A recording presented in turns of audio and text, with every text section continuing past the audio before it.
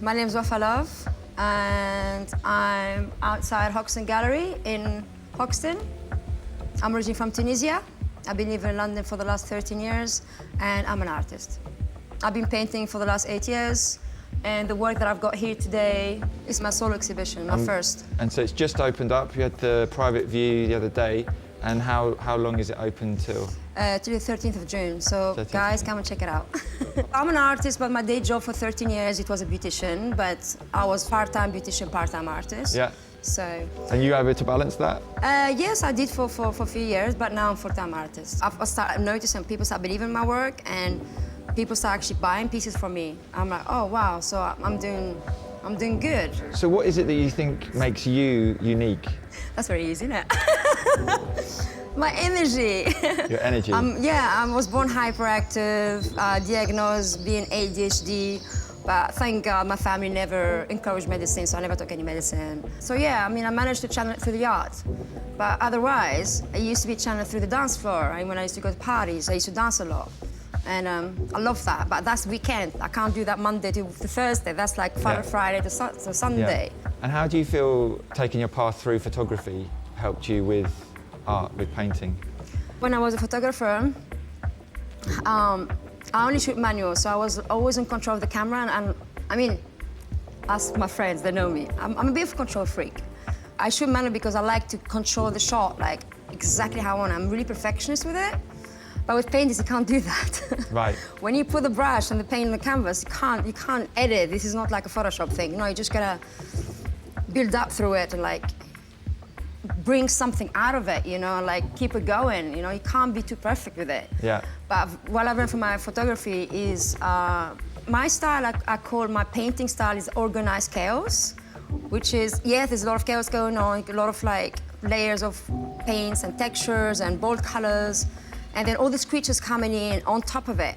But yes, it's quite full on and really like energetic and like dynamic. But I always want to make sense out of it. So I've learned from the photography the composition of the piece. So I always look at the frame, to the canvas, and that's what I've learned from it. Yeah. So it's how to compose the painting in the end, when the characters comes in, when I have a good base. Yeah. Of colors and textures. Yeah. And that's all abstract. But then I want to put the characters on top. It gives a bit more of personality and a bit more of structure. It's like the vocals in a track. Yes. It adds that humanity. Yeah. So can you tell us what inspires you? I mean, I take inspiration from everyday life, but mainly what inspired me is the music. I mean, I came to London in 2008 and I just going to every single party, every single rave, illegal rave, you know. I was hooked into that sound, you know, that BPM, that techno and house spaces, amazing DJs, amazing people, amazing vibe. And I had a dream when I was a kid. I want to be a DJ when I was 14. So I think I kind of felt like, oh, I'm in London now, and this is definitely the place for me, and I'm going to be DJ, right? Yeah. But then it's funny how everything's flipped over. Like, no, I become a painter, not a DJ. Well, you know what they say about London. Yeah. There's more DJs than people here now. It's true, it's true. But actually, right now, I'm not a DJ, I'm a selector, so I still do it, but eclectic. Do you feel freer doing that? Yeah, 100%, much more freer. I'd like to curate my sets like when I'm doing my paintings, you know? So free, I don't have to follow any rules. You know, what feels right with me that moment, that mood, that day, I just put it out there. You're not intimidated by a blank canvas? No, 100% not. That's exciting to you? That's very exciting, but sometimes I get intimidated when stuff goes on it. And you're like, what am I going to do next? Stuck, and I'm like, where I'm going with this? I failed. But the failure is a good thing, so... You can't improve without failure, right? Exactly that. So you gotta fail first and make your failure your best friend and just like learn from it and move on. You gotta let your art challenge you to create something really meaningful and like, you know, long-lasting and give impacts to you and to the people around you when they see it. Yeah. And I think that's a very important part of it. You gotta fail. Yeah, 100%. And that's where you gotta learn and prove, okay, what's next now? Like little steps. This is my personal experience. Honestly, everything happened from like just messing things around or like changing things and doesn't make any sense and like I'm fucking things up. Yeah. And it's weird in the beginning, like, oh, what is it? That's weird. Yeah. But that's okay. That's out of the comfort zone, and it's okay that you don't have to know everything. Yeah. Sometimes just like just follow it. Just believe. I think follow your instinct and believe in yourself. And like, don't think you're doing something stupid. No, you're doing something because this is who you are. Yeah. So just like really allow yourself to be that free and just give permission to yourself to surrender with who you are, and it's okay. Yeah. And I think that's the best advice. Like, yeah, just do you. Where do you get your confidence from? From my mother. Okay. Yeah. She just pulled it out of her pocket? Oh, my mother, she was a G. Unbelievable, incredible woman. I love her so much. I mean, my mother fought for everything. I mean, she was very creative. She used to be a textile designer. She used to work in a factory, actually, in the 90s. And then she was in charge of the whole floor. And then at some point, her boss was giving her some attitude. And she's like, you know what, I can't put up with you. And she left him. And he couldn't believe that, oh my God, what are we gonna do without her? Yeah. And then she started her own business. She started selling outfits. She had a boutique selling imported materials from Europe, selling clothes, fashion. Yeah. And she was like a boss lady, which is really amazing. Can you pinpoint the moment you feel the most joy? Is it in the preparation? Is it in the kind of performance or the creation stage, or is it in afterwards, the achievement? When you look at all these paintings in the gallery, do you think, wow, I did that? Well, actually there's two. One is when I go to Jackson's Art and I get a fresh roll of canvas. 10 meters of canvas, really heavy on my shoulder, got my sleeves I put on yeah, fresh. Yeah. Cut it off, put on the wall. And that's the most exciting thing. You're gonna start a fresh piece. Yeah. And you decide the size of your canvas, right? Yeah. You're not gonna buy it ready-made, you're gonna do it yourself.